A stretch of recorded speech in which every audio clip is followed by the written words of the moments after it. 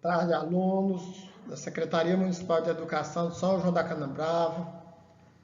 Eu, sou o professor Antônio Valdemar, gravar aqui o vídeo de língua portuguesa.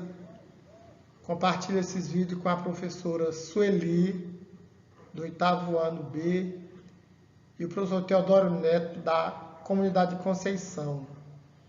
A nossa temática é romance de aventura. Vamos tratar das características desse gênero textual. Sabemos que o romance ele se manifesta. Nós temos vários tipos de romance: romance de aventura, romance indiano ou indianista, romance nacionalista, romance histórico, romance regional, romance de várias temáticas. A temática do nosso gênero desse mês é romance de aventura. Os romances de aventura compõem um gênero da literatura que gira essencialmente em torno das viagens, do mistério e dos perigos. Se trata de aventura, vai tratar de algo que tem uma relação com algum perigo. Viagem, e também de uma certa forma a gente se aventura por meio de uma viagem. O ingrediente essencial dessas obras literárias não poderia ser outra coisa senão a ação da narrativa. Esta ação denomina a cena, domina toda a cena e é fundamental para o desenrolar de toda a trama do romance.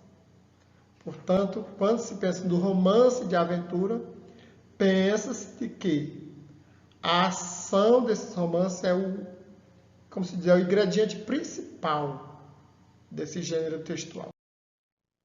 E aí nós trazemos os elementos da narrativa. Esses elementos da narrativa estão presentes em toda a narrativa, seja um romance histórico, seja num romance indianista, seja num romance rural, urbano, um romance policial. E dentro do romance de aventura, esses elementos da narrativa também estão presentes. O primeiro elemento que nós tratamos é o enredo.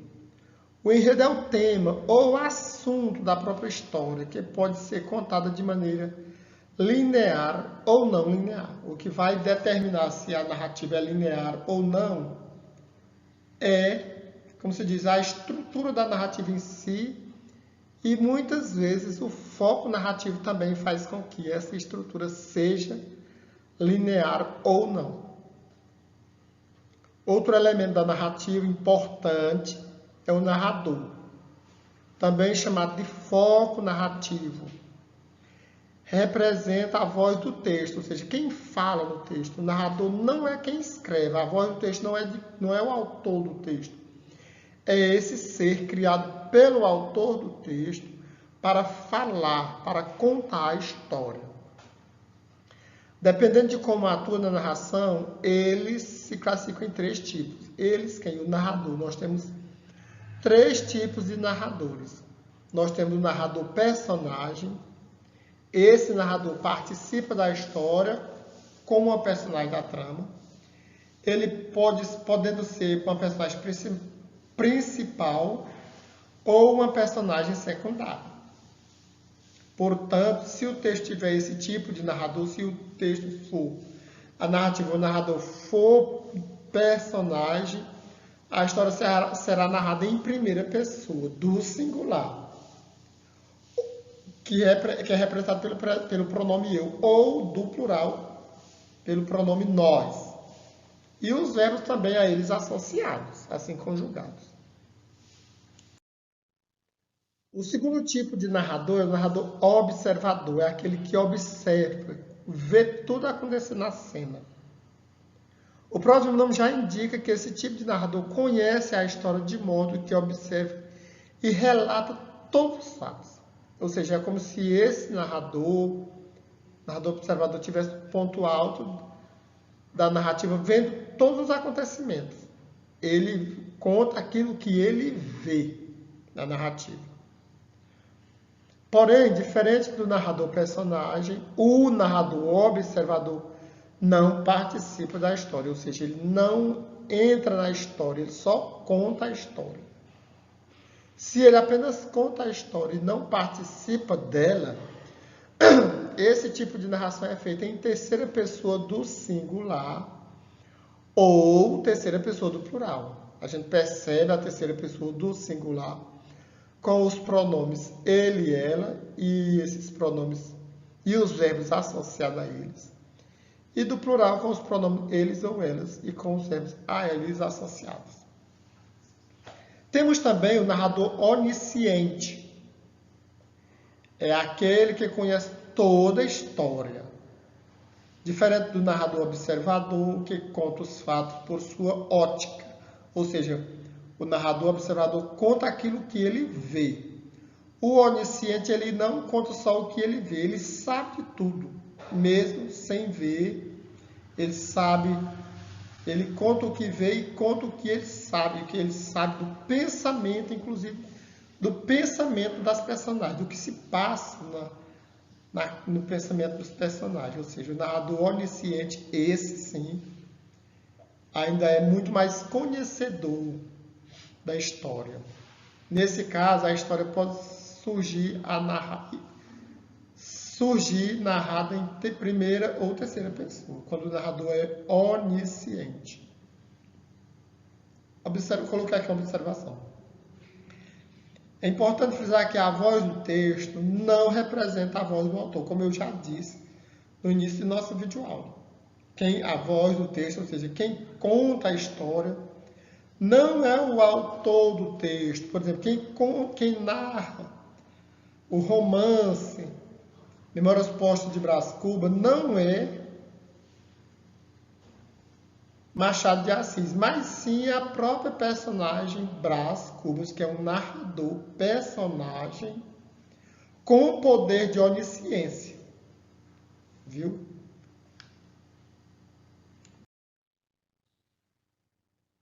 Continuando, dando continuidade nos elementos da narrativa, nós temos aqui os personagens.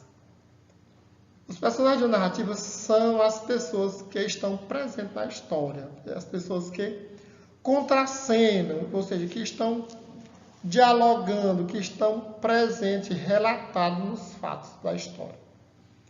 Que, como se diz, participam da história, da narrativa em si. Se forem muito importantes, são chamados de personagens principais e secundários.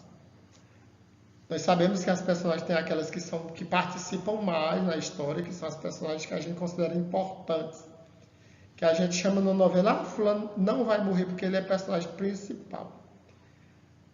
Também podemos chamar com esse outro protagonistas. Protagonista e principal é a mesma coisa.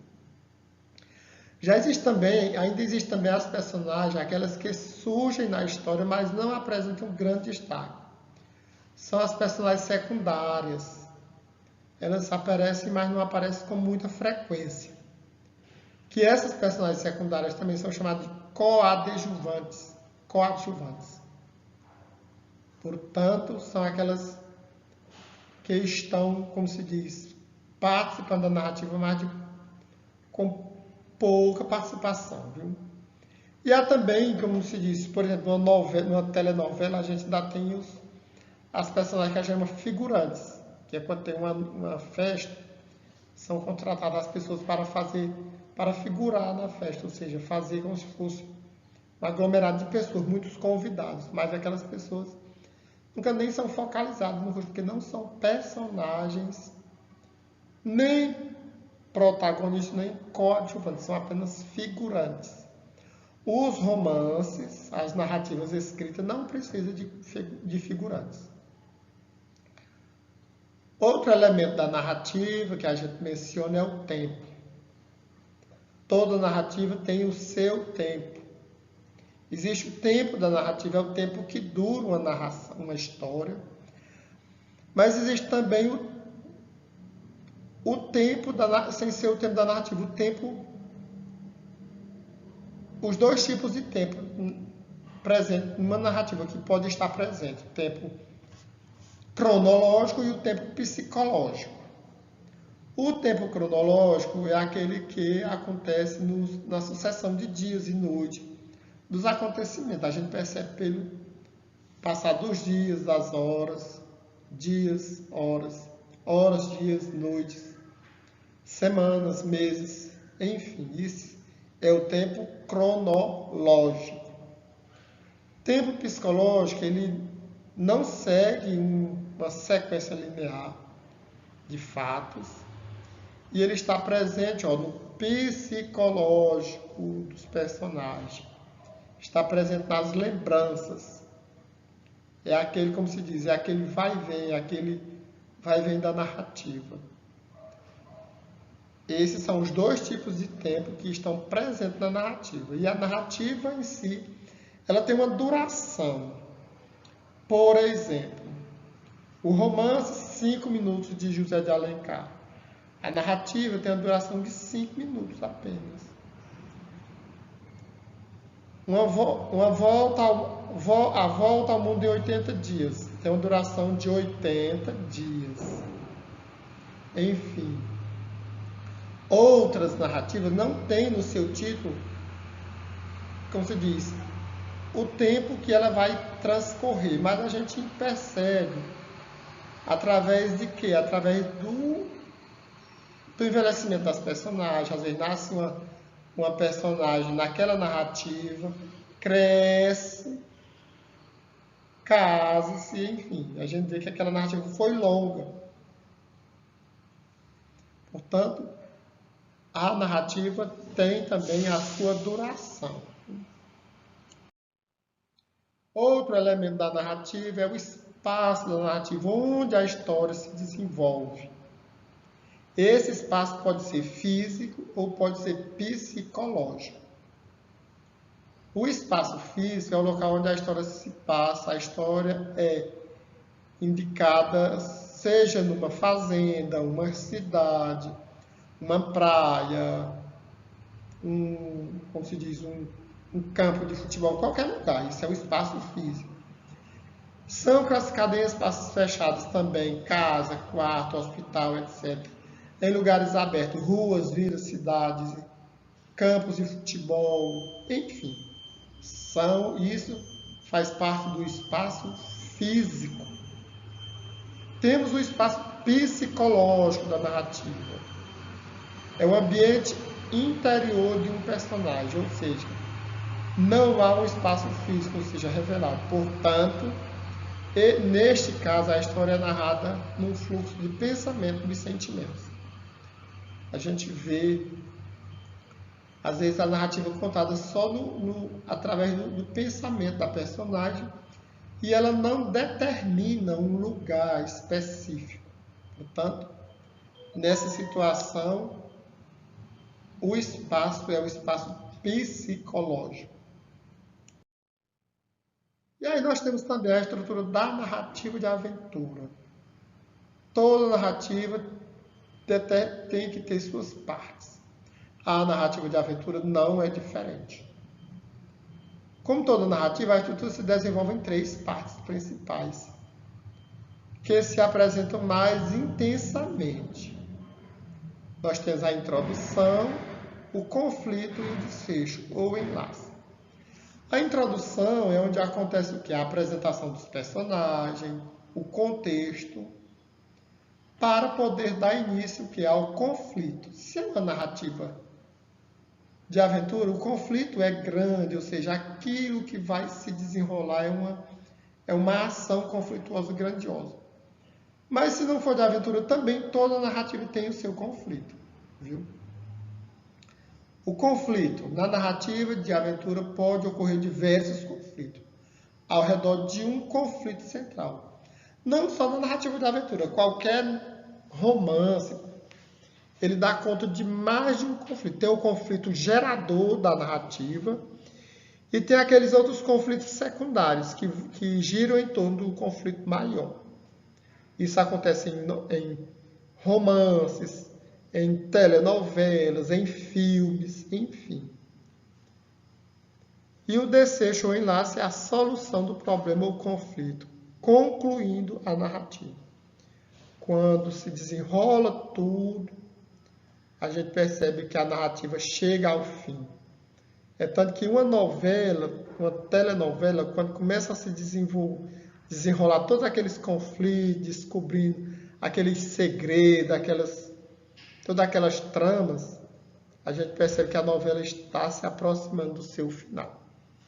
E assim também é o romance de aventura, as narrativas de aventura. Agradeço aos alunos do Ginásio Municipal João José Batista e os alunos também da Comunidade Conceição. Desejo bons estudos e uma excelente aprendizagem. Fiquem na paz do Senhor.